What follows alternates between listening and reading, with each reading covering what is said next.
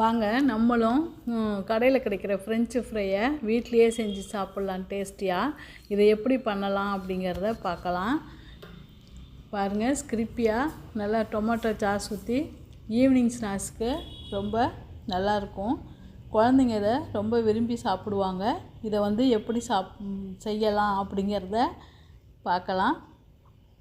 First French ஃப்ரைக்கு தேவைய உருளைக்கிழங்கு நல்லா பெரிய சைஸாக ஒன்று எடுத்திருக்கேன். இதை நல்லா தோல் சீவிக்கலாம். தோல் சீவிட்டு ஃப்ரெஞ்சு ஃப்ரை அந்த குச்சி குச்சியாக அந்த சைஸுக்கு நம்ம கட் பண்ணிக்கலாம். நல்லா பெரிய கிழங்காக இருந்தால் நம்ம கட் பண்ண ரொம்ப ஈஸியாக இருக்கும். நல்லா தோல் சீவிட்டு நல்லா தண்ணி வச்சு நல்லா கழுவி எடுத்துக்குவோம். பாருங்கள், தோல் சீவியாச்சு. இப்போ நல்லா கழுவி எடுத்துக்கலாம். தண்ணியில் போட்டு நல்லா கழுவி எடுத்துட்டு சின்ன சின்ன பீஸாக ஃப்ரெஞ்சு ஃப்ரை பீஸ் மாதிரி நம்ம நல்லா கட் பண்ணி எடுத்துக்கலாம்.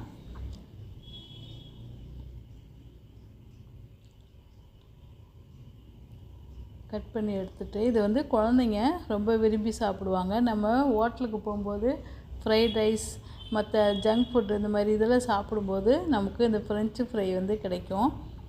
நம்ம அதை நம்ம வீட்லேயே நல்லா ஹெல்த்தியாக செஞ்சு கொடுக்கலாம். குழந்தைங்களுக்கு தேவைப்படும் போது செஞ்சு கொடுக்கலாம். இதை நல்லா இந்த மாதிரி நல்லா கட் பண்ணி எடுத்துக்குவோம்.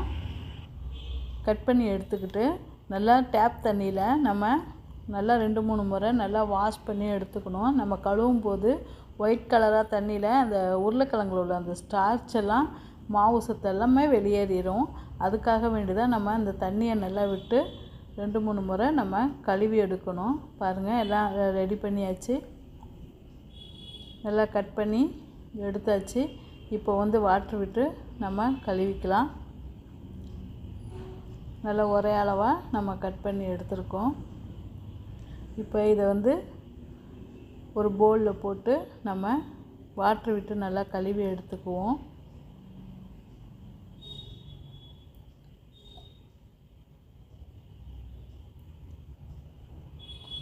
ஒரு 2 முறை 3 முறை நல்லா தண்ணி, பச்சை தண்ணி தாங்க, நல்லா விட்டு நல்லா அலசிட்டு எடுக்கணும். அப்போ தான் அதில் உள்ள பாருங்கள் வெள்ளை கலரில் கழுவ வெள்ளை கலரில் வரும். அது போகட்டும். பாருங்கள், இந்த அளவுக்கு நல்லா கடைசி தண்ணியை நம்ம வடிகட்டி எடுத்துட்டு அதில் சிறிதளவு உப்பு, கார்ன்ஃப்ளவர் சிறிதளவு போட்டு பிசிறி நம்ம ஃப்ரிட்ஜில் ஒரு 10 நிமிஷம் வைக்கலாம். பாருங்கள், நல்லா தண்ணியை நல்லா வடிகட்டிடணும் கழுவிட்டு.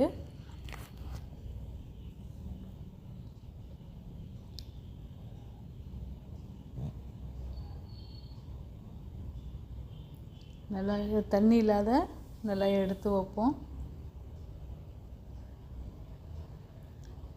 கொஞ்சம் நேரம் உடந்ததுக்கப்புறம் தண்ணி நல்லா வடிஞ்சதுக்கப்புறம் நம்ம இதில் சிறிதளவு உப்பு, சிறிதளவு கார்ன்ஃப்ளவர் போட்டு நல்லா பிசிறிக்கலாம்.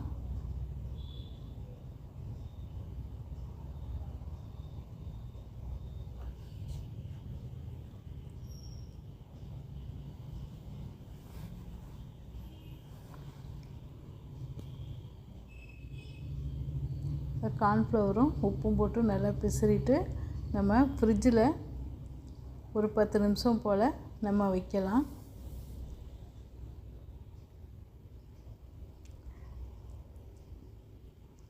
ஒரு 2 ஸ்பூன் கார்ன்ஃப்ளவர் போட்டால் போதும், ரொம்ப போட தேவையில்லை.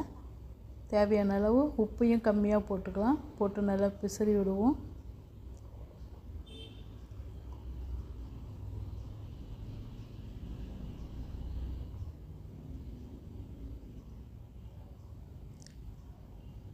இதை அப்படியே நம்ம ஃப்ரிட்ஜில் கொண்டு போய் வச்சிடலாம்.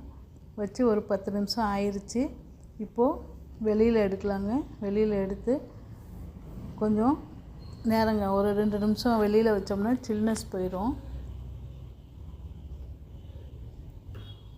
நல்லா எண்ணெயை காய வச்சு மிதமான தீயில் நம்ம இதை போட்டு எடுக்கலாம்.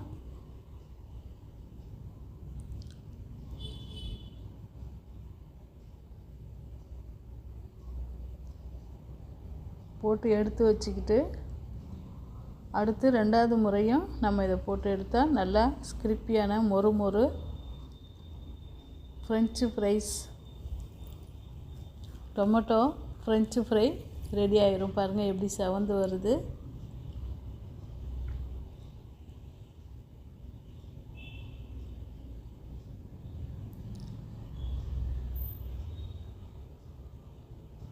இந்த மாதிரி எல்லாமே போட்டு எடுக்கலாம். நல்லா கிரிப்பியான ஃப்ரெஞ்சு ஃப்ரை ரெடி ஆயிரும். குழந்தைங்களுக்கு ஈவினிங்கில் ஸ்நாக்ஸுக்கு இதை பண்ணி கொடுக்கலாம். கடையில் வாங்கிறத தவிர்த்துட்டு இந்த மாதிரி பண்ணி கொடுத்தோம்னா அவங்களுக்கும் நமக்கும் கொஞ்சம் செலவு மிச்சமாக இருக்கும். குழந்தைங்களுக்கும் சாப்பிட்ட திருப்தி இருக்கும்.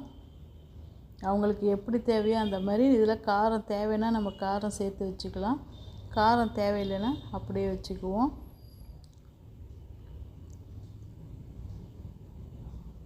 டேஸ்டியான உருளைக்கிழங்கு சிப்ஸு ஃப்ரெஞ்சு ஃப்ரைன்னு சொல்லுவாங்க, ரெடி ஆயிடுச்சிங்க. நீங்களும் இதே மாதிரி ட்ரை பண்ணி பாருங்கள் வீட்டில்.